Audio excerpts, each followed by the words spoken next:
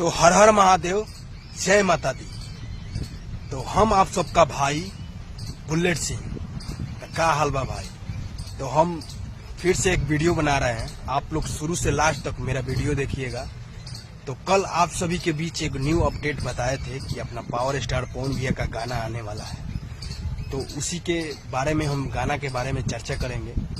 तो हम आप सभी को बता दें कि अपना पावर स्टार पवन भैया का बहुत बड़ा लेवल सॉन्ग आने वाला है, जो कि अपना पावर स्टार पवन भैया काम किए हैं और हिंदी के बहुत बड़े लेवल का हीरोइन जिनका नाम है जहरीन खान जी काम किए हैं अपना पावर स्टार पवन भैया के साथ, जो कि ये गाना लखनऊ में शूट हुआ था और ये गाना बहुत जल्द आने वाला है, यानी कि कल गाना रिलीज कर दिया जाएगा। अब टाइम नहीं दिया गया है, लेकिन आप लोग बगल में पोस्टर देख सकते हैं। तो गाना का बोल है प्यार में है हम, और हिंदी सॉन्ग है।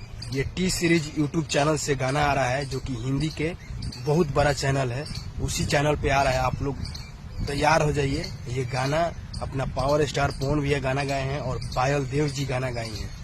और एक और खुशी की बात है कि इसमें म्यूजिक भी दी है पायल देव जी ने, और इसमें गाना जो लिखे हैं उनका नाम है कुणाल वर्मा जी, वो गाना लिखे हैं और बहुत बवाल होने वाला है। ये गाना हिंदी सॉन्ग है, आप लोग तैयार हो जाइए।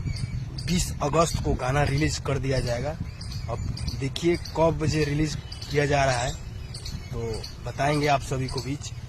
तो जय हिंद, जय भारत, हर हर महादेव, जय श्री राम। फिर मिलते हैं, गाना आता है कल 20 अगस्त को, तो बताएंगे अपडेट।